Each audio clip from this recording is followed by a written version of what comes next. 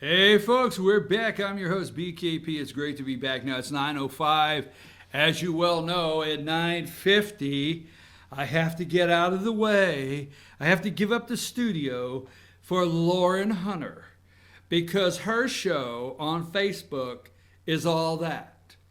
Instant replay, folks. You don't want to miss it. I tell you what, they are into region very deep in the region play on football, high school football around North Georgia and Western Carolina. And big shout out to Coach Gentry. I think it's 413. Coach Gentry, the Murphy Bulldogs, is the winningest high school coach in North Carolina history. Nobody else. He's up there by himself. He's a Don Shula kind of guy right there at the top. North Carolina's winningest high school football coach, Coach Gentry of the Murphy Bulldogs with 413. And I will tell you this, then a lot of region play.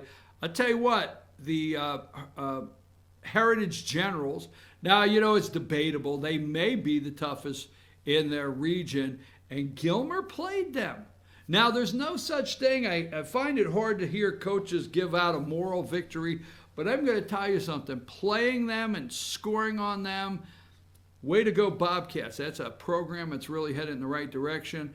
And I will tell you this. So at 9:50, we go off on Mondays, and you could switch over to Facebook and find Team FYN Sports on Facebook and catch Instant Replay with Lauren Hunter. So enough on that already.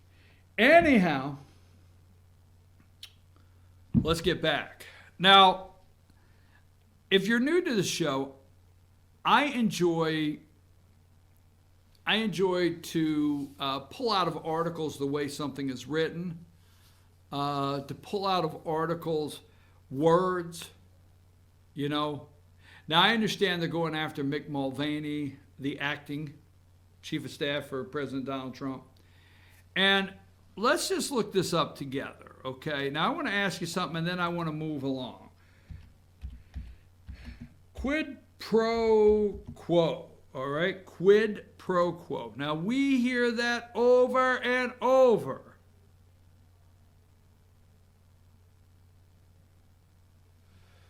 Quid pro quo. In fact, I tell you what, let me see this right here.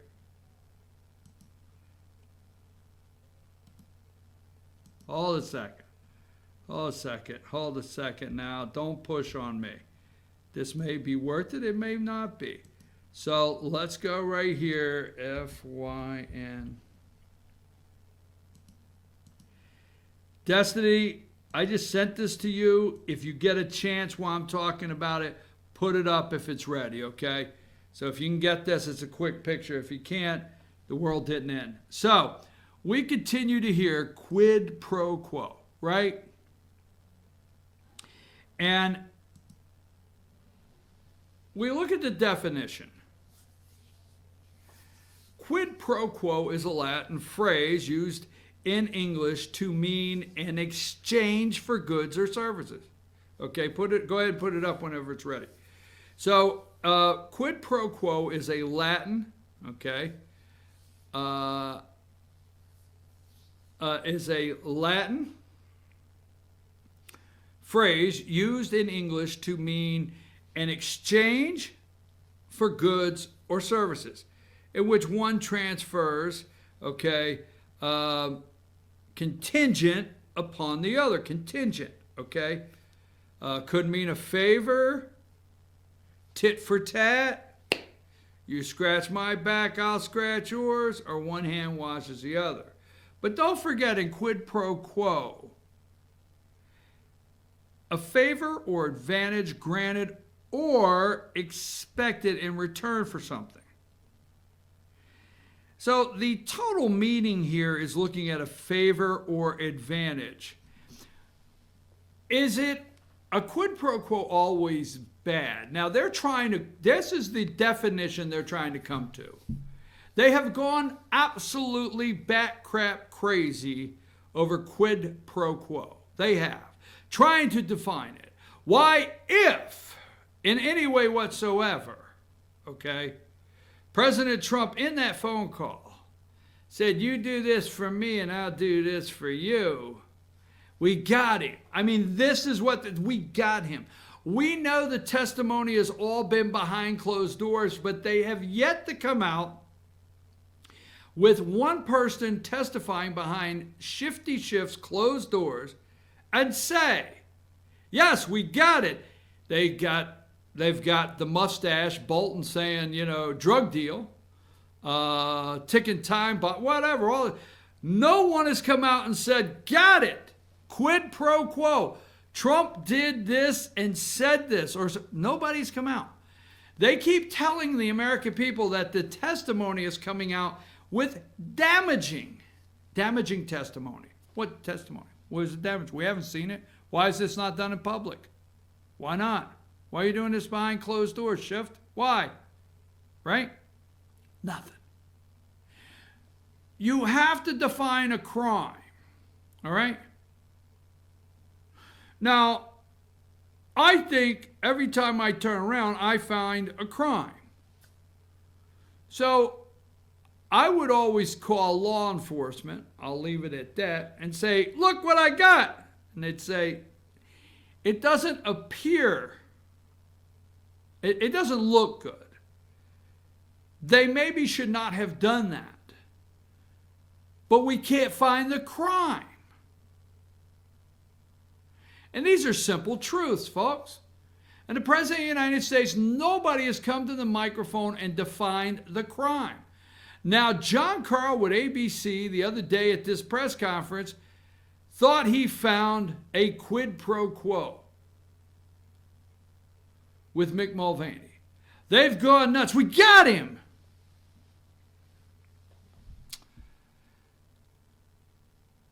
What is wrong? Here's the thing I've expressed all the time. Here's the difference. Donald Trump does not follow the protocol, the list, or the direction, or the schedule that Poindexter comes in and gives to him. So some little bureaucrat that's been there for years comes in and says, Mr. President, you're not allowed to just pick up the phone and dial it. Why not? Because you just can't do that. Yeah, he can. He can do that. They rush out of the room squealing. Oh my God, do you see what he's doing? He's dialing the phone. Did you hear what he just said? Yeah, here's what he said. Hey, President Zelensky of Ukraine, you're a very corrupt country. Your country's very corrupt. Oligarchs, Bidens, you name it, Clintons, you got it. You guys are so damn corrupt. Now look, I am tired of sending the American people's hard-earned tax money around the world to you corrupt countries. So here's what you do. You promise me you're going to get the corruption cleaned up. Maybe I'll get your money flowing again. I'm not saying that the money got tied to it. But what if? What if your tax money? I mean, I keep listening to this like, okay, wait a minute. What if your tax money and a president, regardless if it's Donald Trump or any sitting president, we've lost the fact that these people are supposed to be good stewards of our money. Every elected official, chairman and a commissioner, mayor, no matter who you are, governor, you're supposed to be a good steward, state representative, national representative, senators. You're supposed to be at all times a good steward of our tax money. People are getting tired of it. You're not listening. We are fed up to here with you just throwing our tax money out. How do you know? I'll tell you in a minute. I'll tell you in a minute how I know. So, anyhow, what if we had, and I'm listening to this phone caller, reading the transcript, listening to all of these corporate corrupt they drink too much water out of the Potomac, okay? And around the Beltway there, the D.C. Beltway, they have mental issues. I mean, there's got to be skyscrapers in D.C. just with psychiatrists to take care of these crazy-ass people. They're crazy. The TV people, the people that come on and think they know everything. Anyhow, let me get off that. I don't have a lot of time. I'm listening to the president. So what if the president of the United States said, you know what? We're not sending you hundreds and hundreds of millions of dollars. If you're just going to give it to an oligarch that's going to steal it through a gas company, your corruption in that country, which is going to funnel millions to Hunter Biden, what the hell? I'm serious. What if the president said, I'm not sending any more money? What if? But they're hanging, trying to find quid pro quo. Now, let me give you right now, let's start with, do you notice how fast, now they're going to say they've been investigating for years and months and days, but these two guys here, so Rudy Giuliani, they'll destroy you. They will destroy you, okay? So give me number 26 here. So these two guys, Rudy Giuliani, America's mayor, or conspiracy nut. Friends and critics see both sides, okay? All right? And they're trying to take down, these are two guys that were arrested, all right? Leaving the country on campaign finance charges, all right? Rudy Giuliani goes out, blisters, and I forget these two guys, and one guy's name's Igor, okay? Igor. These, I think they're Ukrainians or Russians, I think they're whatever. Giuliani goes out, he blisters all the talk shows, he goes after it 110%. And they're able to find, they're all able to find and to start investigating Rudy Giuliani just like that. They're able to charge people connected to Giuliani just like that. We've had years of corruption in this country. We talk about the damn Ukraine and the corruption there. So you got these two guys here. I'm just trying to make you think. Now, are they guilty of something? Hell, I don't know. But buddy, you go out and you talk about the Clintons and the Bidens and Hunter, and you talk about the corruption, and you talk about Obama, and just like that, Jack, your ass is in jail. Charges, investigations. Where, let's see, number 22 in the same week. Hillary Clinton cleared an email probe. State Department finds no deliberate mishandling of classified information. Can you go back to the other one? Do you know what number that was? I'll get it for you. 26. Let's see. They're in jail. They were held at the border. Giuliani's under investigation. Trump, they're going to get his tax returns, folks. They're going to. They've got to bring him down. They want to destroy him with his tax returns, okay? Period. Impeachment. I mean, you name it, okay? So these two guys are in jail. Giuliani's under investigation now. Other people surrounding Giuliani's under investigation. They can nab people when they want to. But we ain't got a damn one in jail. Not the first damn one. Susan Rice Benghazi, not the first damn one. Samantha Power, Susan Rice, Barack Obama, Michelle Obama, Hillary Clinton, Bill Clinton. You know, we should go over there and extradite Prince, what's his name? Prince Andrew, bring him over here for raping young girls. The list friggin' goes on. McCabe, Comey, you know, they should have, what's his name in jail? Robert Mueller, Bruce Orr, Nellie Orr, okay? Now, maybe in a couple weeks, maybe when this IG report comes out that we keep hearing and hearing, I got hope, but we can't nab a damn one. We can't even hold them for questioning for 72 hours and put an orange jumpsuit on their ass just to show them we're serious. But hell, we can nab them left and right when they start going after the deep state. Sorry. Let's go back. Hillary's been cleared, number 22. I just thought you'd be happy to know that. We can't nab a damn one, but Hillary's cleared. What the hell's wrong with you people out there, man? All right, so back to what I originally wanted to talk about. And somehow I got sidetracked. And somehow it just can't be my fault. So we're talking about a quid pro quo. So we know the truth that Biden, what about the member that went to Biden's office in 2015 and questioned Biden on Hunter joining the board of Burisma, and it was dismissed? So let's go here. Let me go. Number 10. This is Robert Menendez. He is the senator from the state of New Jersey, Democrat from Jersey, okay, senator.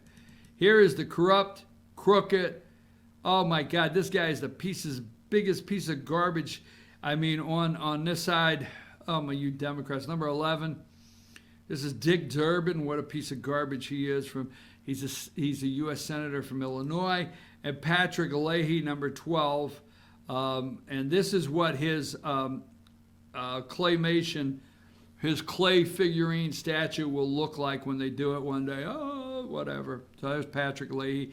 He's Vermont senator. Now let's go back to number 10. And what I want to look at now is this comes from Red State. And this was written back, all right, this was written back in September 26th. All right, and I did not do this on this show, but there's a reason I want to do it.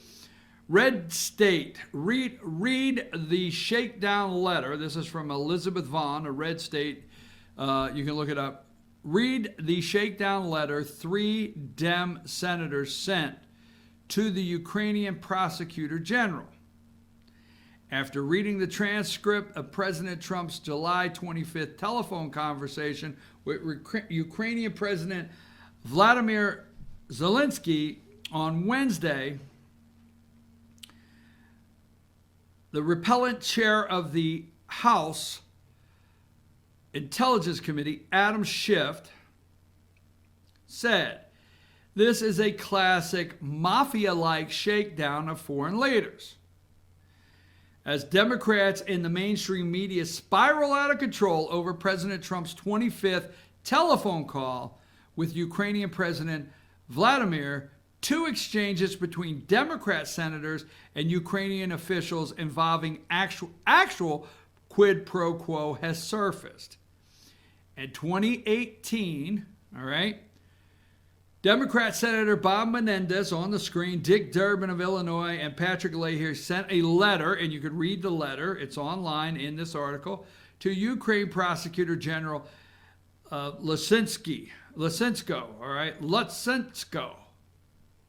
pressing his office to cooperate with special counsel Robert Mueller's investigations.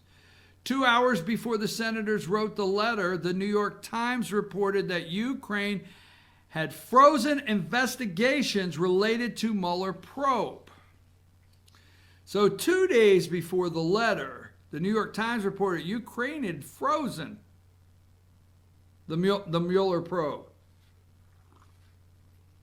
The senators reminded Lutsenko of everything the U.S. has done for his country, essentially tell him it would be a shame if that were to end. The letter begins with the senators respecting a great concern about reports that your office has taken steps to impede cooperation with investigation to the United States Special Counsel Mueller. Now, I'm not going to go any further. The letter is there. You could go read the letter, okay? Now, yesterday on morning shows, when Mulvaney, acting chief of staff, Mulvaney, tried to bring this up, it was shut down. The network shut it down. He was done right after that, okay? So this right here is Red State, okay? Go to Red State, look up, read the shakedown letter 3 Dem senators sent to the Ukrainian Prosecutor General by Elizabeth Vaughn. And in that, go down through there and you can click on letter. And when you click on letter, It says, we are writing to express great concern about reports that your office has taken steps to impede cooperation with the investigation of the United States Special Counsel Robert Mueller. As strong advocates for a robust and close relationship with Ukraine, we believe that our cooperation should extend to such legal matters regardless of politics. Ours is a relationship built on a foundation of respect for rule of law and accountable democratic issues. So it goes through here, and it has a very clear quid pro quo, this letter. So I said, okay, so right underneath that article is factcheck.org. Factcheck.org. And this is what I like, because this came out October 15th, 2019. Factcheck.org, the Democrat letter to Ukraine, all right? In May 2018, 3 Democrat senators wrote a letter to Ukraine Prosecutor General asking about a news report that had frozen for Ukraine investigators involving Paul Manafort to avoid angering President Donald Trump. Republicans have called the letter a threat, a threat to withhold support for aid to Ukraine, saying it's similar to what critics have charged Trump. Now, this is what I like here, okay? There's no explicit threat. Now, this is fact check. They're saying there's no explicit threat. No threat in President Trump's transcript with the call to take any action in the letter. Whether there's an implied threat involving U.S. support for Ukraine is a matter of opinion. That is the second sentence in the second paragraph of the Democrat letter to Ukraine, dated by Lori Robertson, dated October 15, 2019, from factcheck.org, the letter from the 3 that I spelled out this morning, and says whether there's an implied threat involving U.S. support for Ukraine is a matter of opinion. But politicians have gone too far in claiming that the Democrat letter is the same kind of stuff they're accusing Trump of, in the words of Rand Paul.